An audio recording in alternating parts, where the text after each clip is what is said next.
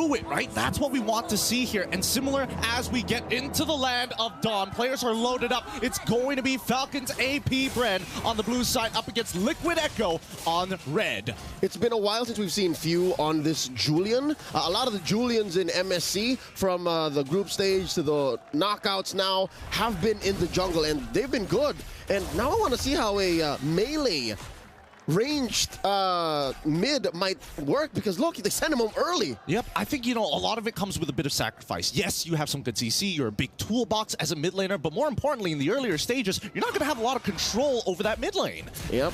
And that's trouble for Kyle TZ and Ogwin. Look at that. Kyle TZ struggling to get the farm up, going quickly, going from the purple down to that small camp all the way, while again, Ogwin sent home too. I think they're just taking shifts. Yep, I mean, that's the beauty of it all, right? I mean, if you dies here, then it's going to be a lot of trouble for the rest of the team. I'm expecting Liquid to try and play around that priority, so that's why we see that the side laners from FCAP being very, very aggressive whenever Kyle is nearby. Yep, Kyle here just taking that crab, checking if Benny Cutie is free for the taken. JP watching out for the flank. All right, that's the gold lane situation. I think Marco's doing well. Up top, how about that? Flap versus Sanford, rather.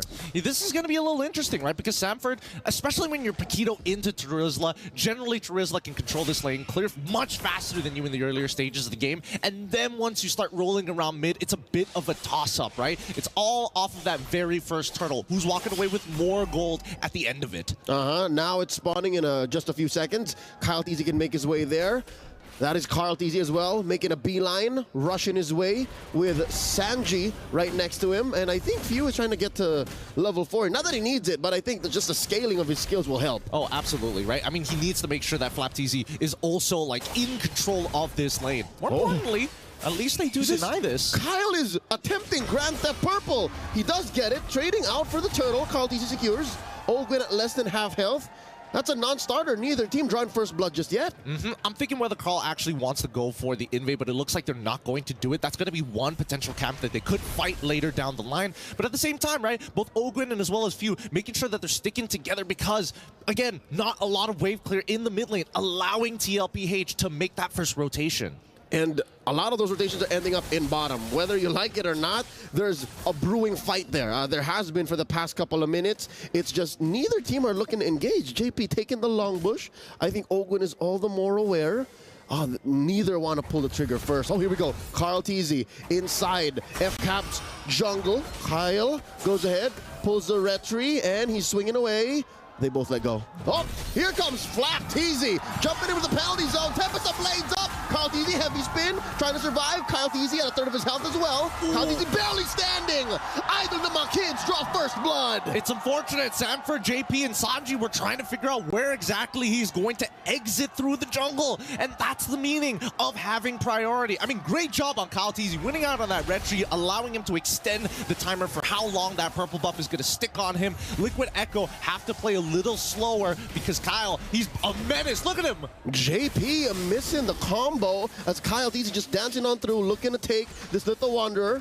Ends up spending retribution. Few very low. Sanji with the feather strike. JP popping the primordial wrath. No one home. Liquid Echo struggling to find any conversions here 4 minutes in. And even for Super Marco, he's honestly doing a really good job trading against Benny QT down in this lane. We'll double check on how much gold has been distributed because we did see a couple of river crabs going over to Benny's side. Now, 7 seconds left, right? Next turtle is going to start spawning. I think Liquid Echo really need to think about how exactly they're going to attack the map. They can't just focus on Kyle. And yes, you want to be able to relieve pressure from Benny QT, but sacrifices need to be made. All right. Luckily, it was Liquid Echo who secured the first turtle. So they have that economic advantage, and that's what keeps this gold lead relatively close. Falcons APBREN barely about 600, 800 ahead. Sanford catches a face full of a Fuse combo, and Flap TZ and Ogwin pulling turtle over their side. 1v1 between Few and Sanford, putting Sanford about a third of his health. Oh, wow. Flap TZ acting as the enforcer, keeping Carl TZ at bay. They're going to be rotating around here. Oh, even Feather Airstrike commitment? That's a huge skill spent by Sanji. Oh. We know when Fury forces Sanji to flicker back out. Kyle TZ secures the turtle. Coming in, jumping through the walls. Carl takes it out on Ogwin. That's one down for Falcons APBREN. Now Sanford looking to knock out the Filipino cannon. In comes JP, the flicker out from Flap. Few still dueling with JP. In comes the kill. That's 2 down. 4 Falcons APBREN. JP still up. Kyle TZ takes him out. Few takes out Sanford. Huge trades. Delayed wins for the Falcons. But Liquid Echo left reeling. Oh boy, what a trade. What an extended fight this is. And it's not over yet. Tempest the blades off. They know his flicker was spent. They calculated every moment. These battle spells are such a big indicator of who they want to punish, right? You overextend, you want to keep up with them. You want to make sure that they're always creeping on their leads. Let's look at this replay one more time, right? Because after the Minoan Fury, this is starting to look like an awkward situation. Sanford's realizing, hold on, we got to wait for Few to start throwing out those abilities. Once this Julian doesn't have anything left, that's when we go in. Falcons APBREN really made the most of the few bodies they had. If I'm not mistaken, Liquid Echo, for the most part of that short, maybe 30-40 second engagement, had the numbers advantage. They did, but let's pull it back for a second, because now that we're looking at the goal, we can see the real economic difference. Hold up, wow, okay. Trying to dive Super Marco like that. Hey, the bulletproof vest still on. Yep. Has yet to die, but also has yet to take any kills. For the past 6.5 minutes, gold lane has been relatively mum. Now, checking on the items here, that is just 200 between Benny Cutie and Super Marco. Well, considering everything, that's actually not too bad. The biggest lead that we are seeing is between the... Oh, boy. 40. Dodges it. Still alive. Gets a knockout punch. Oh, Kyle no. TZ's down. Sanford gets the KO. Outplaying Kyle TZ. Oh, that's so unfortunate. He was stutter stepping in the wrong directions, thinking that, like, hopefully, am I still on the wall? Wait. Few catches a couple of volleys from Sanji's feathered airstrike, lets him go. Now the turtle fight. Yep, they're gonna have to take their time here. We're still waiting for that Minoan Fury. Oh! The onward by JP, forced to use a primal wrath. Flat easy, hammering away. Benny Cutie hitting that turtle to secure by Liquid Echo. Carl TZ with a heavy spin. It's great. It's looking so good for now, but they back away. Now, with Carl TZ, he's timing. Oh! Oh, Sanford! Oh! Dashing through the iframe, keeping him up. No! And now Kyle TZ looking for the punish. Tempest blaze into the sky. Finally. Kyle TZ gets 1 over 40. I'm telling you, this game is just taking your breath away, brother. This is one of those where every single crumb is going to be fought for. And so far, Kyle TZ having the biggest lead in the game. Before we get into our next fight, this tier 1 should fall, and hopefully TLPH, they back off. They've already expanded so many resources. Multiple wins for Liquid Echo down bottom. Forced the flicker out of Super Marco. Took the tier 1 anyways. And here's another look at that 1v1. Oh, so beautiful, right? Like Sanford, he's thinking about the many different angles that he can go through. But the worst part about it is that if you have iframes, it's hard to land the heavy left hand to give you that extra shield. He would have loved the extra movement speed, but without that shield, he just pops. Yep, couldn't have his cake and eat it too. He can only really move out of the way or get the shield and then maybe fight a little bit more to get some backup or maybe even kill the Ling. But now, oh no, View! The iframe out of the dash! Survives that 2v1. Now in comes Kyle TZ again. How about it? Kyle versus 40. Chapter 3. They're backing out. All right. The trilogy isn't done just yet. Kyle might still go for this, but I think for the most part, Sanji has got him covered. Ooh, looking to burst down that Farsa, but no, Kyle's just gonna end up taking tier 1. Yeah, like Kyle he's so strong right now. He's so far ahead of the game in comparison to Carl TZ, but it's all about decisive action, like I said at the very beginning of the game, right? Despite Liquid Echo, we're losing out on a couple of trades. The gold lead isn't too far. They've gotten 2 turtles. They're basically trading 1 for 1 when it comes down to turns, and even during the items, right, we now are seeing Liquid Echo putting respect on FCAP's name. I'm seeing, at the very least, making sure that they've got Feather already, not even Feather, Blood Wings coming in from Sanji to keep himself alive. Yep, and going between the low econ heroes, Frederick was right. He mentioned that the Terizla, despite being relatively low gains. Oh no! JP come in, the flicker combo. Feather strike from Sanji. They cancel through. Down goes Benny Cutie. Marco gets his head. Sanji's down as well. Kyle TZ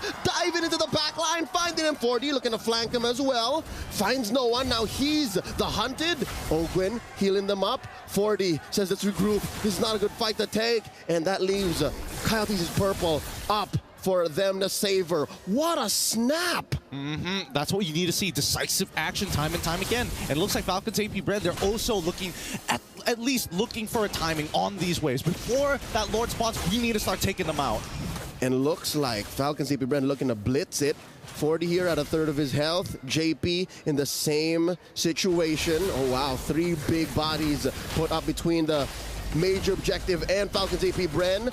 Carl Teasy can still get this. The penalty zone coming in. The SOD, no one home. JP taken out. Flap Teasy traded for. That's another one. Super Marco taken out by Kyle Teasy. And there's a big knock-up. I mean, no one Fury. Sanford's down. 3 for 2. But the major objective scored by Falcons APBREN. All this while, Benny was just working up top. He's just farming. He's just getting that compound interest when you leave him alone in a lane, man. You can hear the money just drop it on the floor. Next tower falls. That's not too bad. But now the mid-tier 1 falls for Liquid Echo, and that's where all the problems are going to start beginning, right? Invades are going to be more prominent for Kyle Teasy, even honestly with this with this considerable lead, 9,000 gold on him alone. But when we look at the damage dealt, you can see that Sanji, again, with less items, less econ, less gold, is still having some relevant numbers. Which is the allegory of this whole situation. Liquid Echo, the more aggressive team.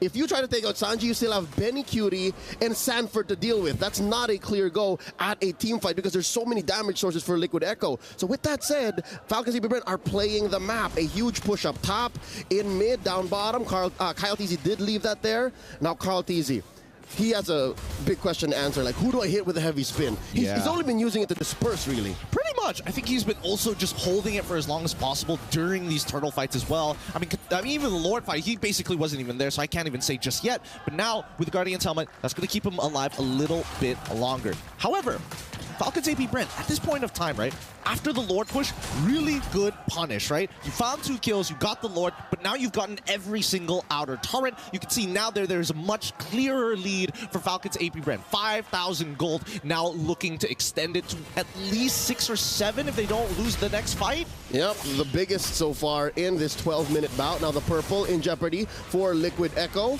Are they going to try to save this for them? Ogwin coming in through the line of fire, does survive with a motivation roar, and Falcons APBREN just going to be happy with playing footsies.